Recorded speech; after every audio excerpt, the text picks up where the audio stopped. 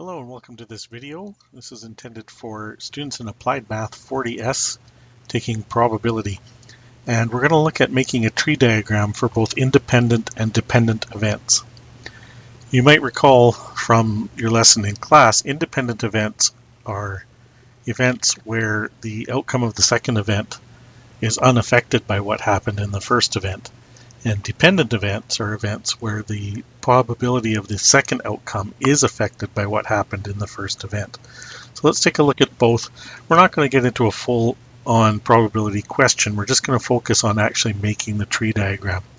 So first we'll start with independent events. You got a bag that has 3 red marbles and 5 green marbles. You're going to pull a marble out of the bag. That's the first event. Replace it.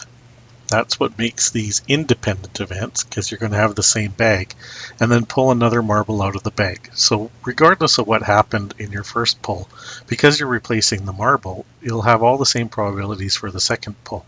So when you draw a tree diagram, you start with the first event, and you look at how many outcomes there are. There are 2 outcomes. You get a red or a green marble, so you draw 2 branches. And on those branches, you should put the probability of each branch happening. So we'll make this that we pulled red, and we'll make this that we pulled green. There's 8 marbles in the bag, 3 of them are red. So you have a 3 out of 8 chance of pulling a red marble, and a 5 out of 8 chance that you pulled a green marble. When you're making a tree diagram, each set of branches like this that represents an event, if you add up all the probabilities, they should add up to 1. And 3 out of 8 plus 5 out of 8 is 8 out of 8, or 1. So we pull one of the 2 marbles, we don't know which.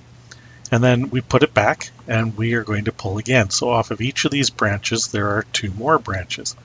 We could pull a red marble or a green marble, and then we could pull a red marble or a green marble. So if I pulled a red marble, it doesn't matter, I put it back, so there's still 3 in there. So still a 3 out of 8 chance.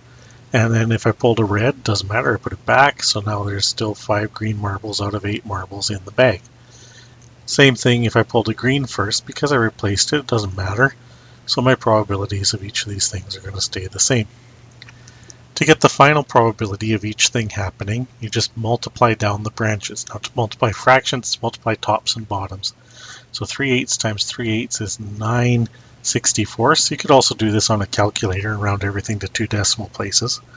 3/8 times 5/8 is 15/64. 5/8 times 3/8 is another 15/64. And 5/8 times 5/8 is 25/64. And if you add up all of those probabilities, you're going to end up with 64/64, because one of those things is going to happen. Where this gets a little trickier is when the events become dependent. So what I'm going to actually do here is I'm going to steal this tree, and I'm going to pull it over to the next slide. So let me just paste that in here. We'll move it around a bit and just erase that extra line. And I'm just going to erase my fractions on the second event. And I'll explain why in just a second here. Okay, so if we're doing this again, same marbles in the bag. We're going to pull a marble out of the bag. That's the first event. We're going to discard it. So we're not going to put it back in the bag. We're going to throw it away. And then we're going to pull another marble out of the bag. These are dependent events because the probability of whatever you pull for the second marble is affected by what you pulled for the first marble. So we can see that with numbers down here. Let's watch. So the first event, red or green, no different. There's 3 red marbles out of 8, and there's 5 green marbles out of 8. Now if we go down this branch, you have to assume that you pulled a red marble. And then we go to fill this one in. I'm going to start with the bottom number here. If I pulled a marble and I discarded it, there aren't 8 marbles in the bag anymore. There are only 7 marbles in the bag. The question is, how many of those remaining marbles are red? Well, if I pulled a red, there was 3, but if I pulled a red, I discarded it. So now there's only 2 red, but there's still 5 green if a red was what I pulled first. If I pull a green first, again down here, I had 8 marbles, but I pulled a green, so now I only have 7 marbles left because I'm discarding it. If I pull a green first, I still have 3 red marbles left in the bag out of the 7 that are remaining. If I go to pull another green, well, there was 5, but I pulled a green and discarded it, so now there's only 4 green. And that's what they mean by dependent events. The probability of the first event is different from the probability of the second event. What happens here depends on what happened in the first event. So now again we can go through and we can multiply all of our probability branches. I get 6 56ths and 15 56ths